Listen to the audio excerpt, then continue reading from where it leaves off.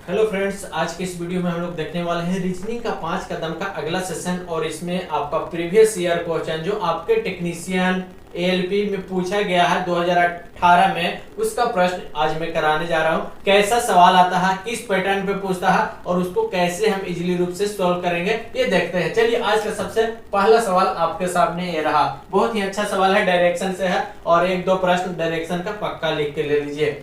एक व्यक्ति पूर्व की ओर 10 किलोमीटर चलता है। देखिए, हम यहाँ पे बना लेते हैं क्या, डायरेक्शन नॉर्थ हो गया, ये साउथ हो गया, ईस्ट हो गया और ये आपका वेस्ट हो गया। एक व्यक्ति पूर्व की ओर 10 किलोमीटर चल रहा, तो पूर्व कहाँ है, तो पूर्व सर इधर है, तो पूर्व 10 किलोमीटर चला दीजिए, 10 किलोमीटर है, 10 किलोमीटर चल गया। तथा दाईं ओर मुड़ जाता है, फिर 8 किलोमीटर चलता है। दाईं ओर मुड़ रहा, ये क्या हो गया, बायां ऊपर, और नीचे क्या हो गया, दायां और कहां चल रहा, 8 किलोमीटर चल रहा, 8 किलोमीटर। और फिर बाईं ओर मुड़ता है, ये क्या हो जाता है जी, बाईं ओर मुड़ता है, यानी कि इधर जा रहा तो बाईं ओर उधर हो जाएगा जी। तो बाईं ओर मुड़ रहा है, 6 किलोमीटर चलता है, बाईं ओर मुड़कर 6 किलोमीटर चलता है। अब व्यक्ति अपनी आरंभिक स्थिति से किस दिशा में है।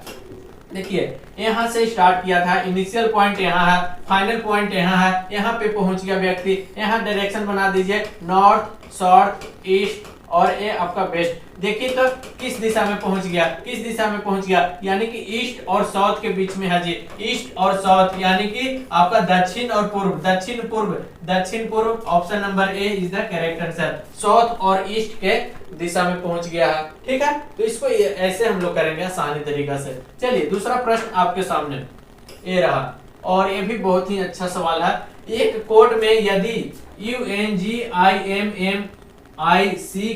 को इतना लिखा जाता है, तो इसी कोड में इसको क्या लिखा जाएगा। चलिए, यहाँ पे देखिए, UNGIMMICKY को लिख रहा है MIGNUYKCIM।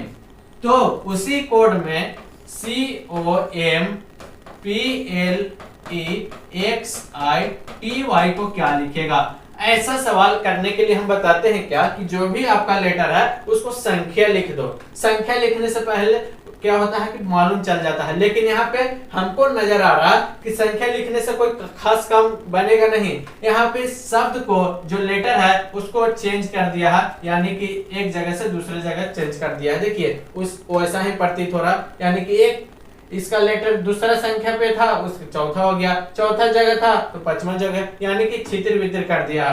तो वैसा ही हम लोग सजाएंगे कि किस स्थान पे वो गया है। यू देखिए, फर्स्ट पहले एम देख लीजिए, एम यानी कि जो 1 2 3 4 5, 5वां स्थान पे एम है, उसको फर्स्ट स्थान पे कर दिया है। तो हम 5वां स्थान 1 2 3 4 5 एल को क्या कर देंगे, फर्स्ट।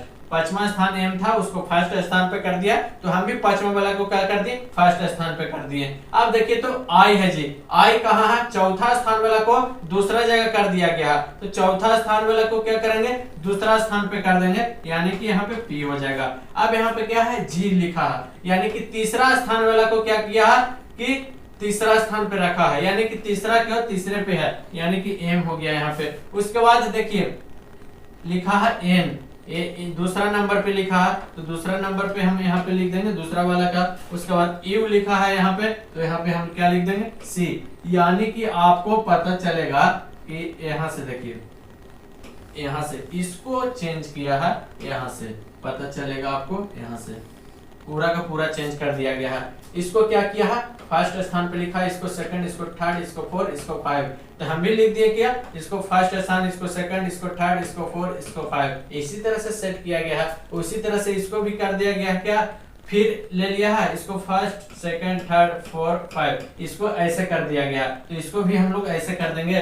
तो अगला संख्या y, उसके बाद t, उसके बाद i, उसके बाद x, उसके बाद e हो जाएगा। अब देखिए, अब ऑप्शन मिलाइए, LPMO, LPMO ये नहीं होगा, LPMO, ठीक है, LPMOCY, LPMOCY नहीं, YC ये गलत हो गया, LPMOCY TIXC, यानी कि option number D is the correct answer. बस इस तरह के आपको समझना है, एक बार समझ गए ऐसा सवाल आपको आसानी से बन जाएगा। चलिए अगला सवाल। अगला सवाल देखिएगा क्या पूछा गया है, बहुत ही अच्छा। कथन और निष्कर्ष पीछा नहीं छोड़ेगा। रेलवे का एग्जाम है, 4-5 प्रश्न आप लिख के ले लीजिए, कथन और निष्कर्ष से आएंगे। नीचे लिखे कथन को सत्य मानते हुए यह निर्णय करिए कि इससे निश्चित रूप से नीचे दिए हुए कौन से निष्कर्ष निकाले जा सकते हैं। इसको सत्य मानना है, जो कथन दिया गया है वही आपको मानना है कि वही सत्य हो सकता है, और उसके अनुसार निष्कर्ष पे आइए क्या होगा या नहीं होगा। चलिए कथन पढ़ते हैं। कुछ अभिनेता व्यापारी हैं। चलिए कुछ अभिनेता, ये क्या है आपका अभिनेता है, कुछ अभिनेता है क्या व्यापारी, व्यापारी कुछ हो गया। उसके बाद सभी व्यापारी बुद्धिमान है। सभी व्यापारी क्या है जी, सभी व्यापारी क्या है बुद्धिमान है, क्या है बुद्धिमान है। अब निष्कर्ष की ओर बढ़ते हैं कि क्या निष्कर्ष है। सभी अभिनेता बुद्धिमान है, सभी अभिनेता बुद्धिमान है नहीं, कुछ है तो ये नहीं होगा, गलत हो जाएगा। कुछ अभिनेता बुद्धिमान तो ये हो जाता सही। अब दूसरा, सभी व्यापारी अभिनेता हैं, सभी व्यापारी अभिनेता हैं नहीं, कुछ है ना है जी, कुछ अभिनेता है जो क्या है व्यापारी है, यह तो यहाँ पे क्या है ये भी गलत हो जाएगा। सभी व्यापारी अभिनेता नहीं है, कुछ है, तो क्या हो जाएगा यहाँ पे ऑप्शन ना तो एक और ना ही दो अनुसरण करता है, यानी कि ऑप्शन नंबर 1 हो जाएगा क्या सही हो जाएगा। ठीक है, तो इस तरह का प्रश्न को हम लोग ऐसे करेंगे, आसानी रूप से आप समझ गए होंगे। चलिए अगला प्रश्न आपके सामने, निम्नलिखित क्रम में प्रश्न चिन्ह दिया गया है कि जरिए दिखाए गए अनुसार एक अक्षर अनुपस्थित है, दिए गए विकल्प में अनुपस्थित अक्षर का चयन करें। ए दिया गया है ए, उसके बाद बी और सी है, उसके बाद डी ई एफ है, उसके बाद जी एच आई जे है, उसके बाद क्या हो जाएगा के एल एम एन ओ। यहाँ पे एक है, यहाँ पे 2 अक्षर है, यहाँ पे 3, यहाँ पे 4, तो यहाँ पे क्या हो जाएगा 5 अक्षर। देखिए तो हो गया ना। अब ऑप्शन में क्या है, यहाँ पे ऑप्शन में है option number see the correct answer. जिस तरह से सज रहा है उसी तरह से हम आगे कंटिन्यू कर देंगे, वही तो कहलाता है रीजनिंग।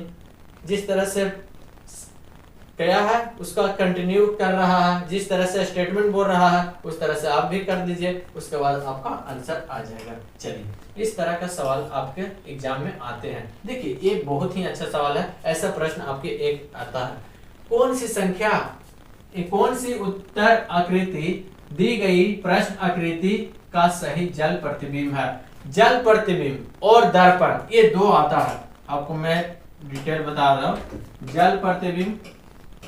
जल प्रतिबिंब और दर्पण प्रतिबिंब, क्या है दर्पण प्रतिबिंब, ये दो ही पूछता है। जल प्रतिबिंब कहेगा तो क्या होगा, नीचे से ऊपर की ओर उलट जाता है, नीचे से क्या होता है ऊपर की ओर उलट जाता है। और दर्पण में क्या होता है बाएं दाएं चेंज हो जाता है, बाएं रहेगा तो दाएं और दाएं रहेगा तो बाएं हो जाएगा। ठीक है, समझ गया।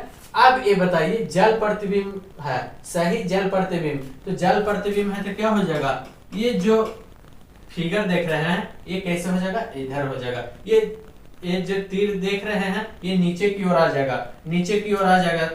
अब देखिए नीचे तो सब है जी, अब सब नीचे है, ये तीर नीचे चल गया तो ये जो ट्रायंगल बन रहा है ये ट्रायंगल ऊपर की ओर हो जाएगा। अब ऊपर की ओर देखिए तो ये नहीं होगा, ये नहीं होगा, यानी कि ऑप्शन ए और सी बचा ऊपर की ओर। अब देखिए अब इसको ऊपर किए तो ये वाला भाग है, जो ये वाला भाग देखिए ये क्या हो जाएगा, ये कम थोड़ा है और ये क्या है ज्यादा है, तो ज्यादा क्या हो जाएगा ऊपर की ओर चल जाएगा, ज्यादा क्या हो जाएगा ऊपर की ओर चल जाएगा और इधर रहेगा। ये देखिए तो इस साइड में चल गया तो ये क्या हो जाएगा गलत हो जाएगा, यानी कि option number A is the correct answer हो गया।